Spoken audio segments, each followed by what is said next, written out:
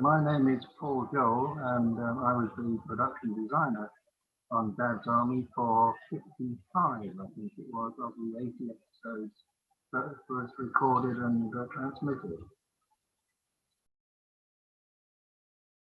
I had a 30-year career at the BBC, and I would say that the period for designing Dad's Army was one of the best I could remember, and most enjoyable, great fun, and it was wonderful working with David Croft in particular. I didn't have quite so much to do with Jimmy, but it was a really good time in my career. I got James's van here. Anyway, can you see that? A BBC model of James's van. It was a van that I sourced with the help of the property master then, and it was in a pretty bad state, so we had to have it repaired and make it work properly. And then I went to work on it myself with the graphics, because it was a completely blank side and so on. And it was actually far too big, really, for a butcher's van, but it did give a great deal of scope for Jimmy and David to explore more comedy with it. As you know, it was a very important member of the platoon. But it was a great prop, and I thoroughly enjoyed working on that. It was something physically I could do, and something I could decorate in a way that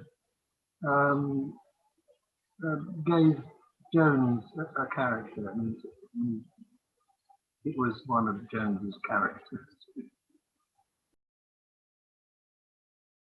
Definitely the most complicated set was the one where the German parachutists had come down and landed on the town hall clock, and that was quite the most extraordinary amount of building and prop work and teamwork to get that done in time, especially with the constrictions that were placed on us in the studio.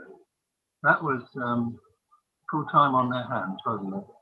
And we had, well, we were going to have the largest studio, which would have been great.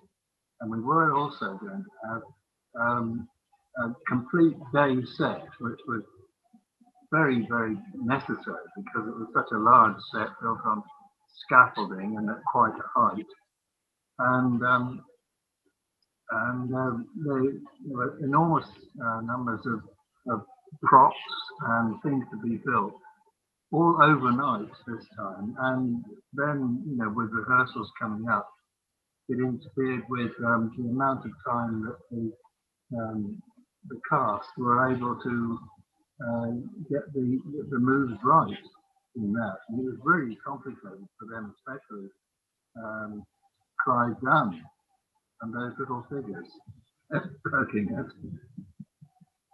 No, it was a seriously complicated piece, and I just don't know how we managed to get through it all and record it so that it looked passably good. I think it's actually some people's favourite episode, I think, isn't it? Yes, this was part of that set had to be built in a tank to specific designs from the studio managers, because it was dangerous having water in the studio. So the set had to be a certain size within this tank and safe. And we had as much water as we could afford to have in the studio to do the action. And but of course the water also had to rise inside this small basement set where they were trapped. And in order to do that, we built the set behind a large curtain. And when it came to making it look as though the water had risen, we actually had the set come down into the water. So it looked as though the water had risen, but we had actually dropped it into the water. And then we took the curtains back, and it was the very first time I've ever had a set that had a round of applause. So that was interesting to do. About 1/3 of the floor area of the studio would have been given over to audience seating, which was already there in the wall of the studio, and was simply pulled out. But that meant that me, as a designer, would only have 1/3 of the studio left to actually put sets in, because the rest would be taken up with cameras and equipment. So yes, it was. We always had as large an audience as the seating would allow, and they really enjoyed themselves. I have, and it's not mine. I didn't design it. It's the one where Arthur Lowe and his brother, his strange drunken brother, are together, and Arthur plays them both in a brilliant way, absolutely fantastic. I just wish I'd been there to see it happening, because it was a beautiful episode, superbly acted by Arthur. I mean, there are lots of others, there really are, but that one is one that remains in my mind as being one that I would love to have done. I'd also love to have done the very last one, because the colleague and myself designed the very first one. It's been wonderful to have the sort of continuity of not doing the first and the last, but here we are. Now, Arthur and his brother was brilliant. Favourite character? I don't know. Because we got on so well together, I think my favourite character was Pike. Ian Lavender and myself were, he was the youngest member of the platoon, and I was more or less the same age as him, I think. And we got on fine, especially when we were on location.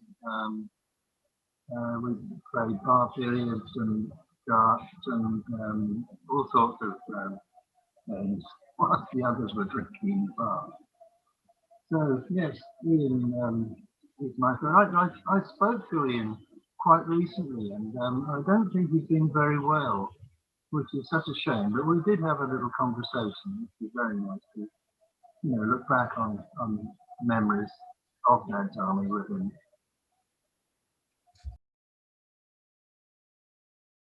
Yes, but not very much. Again, he was a very charming man, charming to absolutely everybody, particularly the women. But that's all I can say about him, really. We enjoyed his performances, and he was elegant and charming, and we all thought he was great. Oh, yes. In fact, yes. James, it's so sad. It was so sudden as well. James was a great character, a great laugh, and he was also a cartoonist. I don't know whether you know that, but he loved drawing cartoons, and he made cartoons of all of the members of the cast and crew as well. Although I missed out, I was one of the people who didn't get a cartoon. So there we are. Another regret. He was a great character. We used to go out filming before we did the recording in the studio, and we almost always went to the west top area of Norfolk, which was near to where David Croft had his own house and property. And it was owned by the MOD, Ministry of Defence, who allowed us to use the land. It was quite extensive, many, many acres, including forests and green areas. And that, I mean, there were even buildings on the place. And they were used as target practice, so I wasn't able to take advantage of any of the buildings that were there. So it was very, very useful location. Yeah. And there were others, of course. Once the MOD said, "I'm terribly sorry, chaps, but we're using it for war games, and can you film somewhere else?" And we rather quickly went down to a place in or near Brighton to do an episode that was all interiors. That was always the only time we ever didn't use Croft. There were other locations as well, windmill and various rivers and so on, but that was the main area.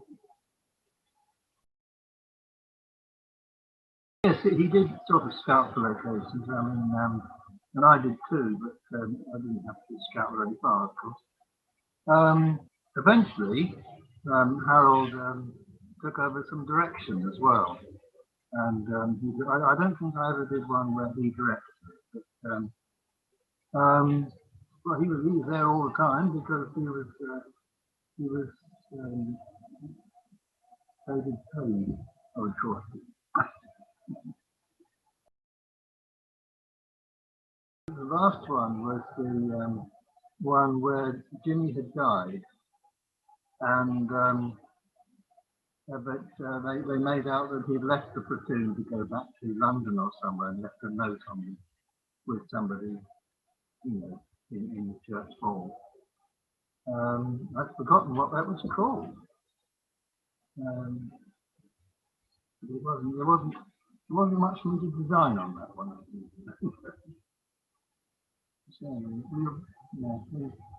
we all missed. We all missed.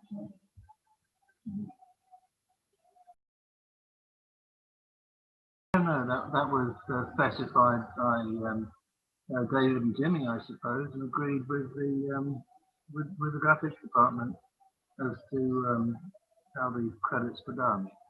And they were usually done in an order that was well known to the BBC, so that the director or producer or director/producer was always the last person, and lucky for me, I was always the penultimate one, but that wasn't my decision. That was a BBC graphics decision. It was a team thing. It wasn't, as a designer, you worked with a whole team of people to put it all together and to have your design built and props sought and people in the studio to put it all together with you. It does lead to lots of good memories, but to be absolutely specific would be difficult for me, I'm afraid.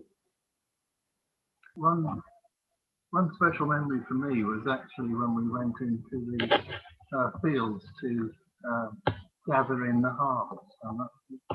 That type almost like that, wasn't it? We all gathered in. And for some reason they wanted an old lady to play music actually there, and I suppose when they're having a break or something. And I provided them with my organ, the Hammond organ. Yeah. So we brought in this Hammond organ and plonked it in the field near to the threshing machine, and she played on it, and that was mine. That was something that I owned, and so I thought, well,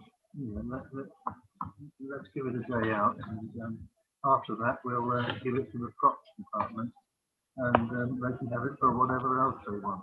It was nice. It was a nice thing. That was a lovely episode too.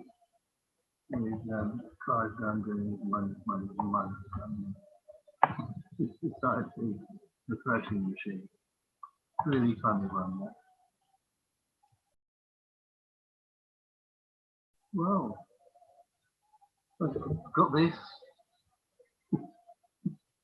because I've contributed to quite a number of things over the years, since Dad's Army was made.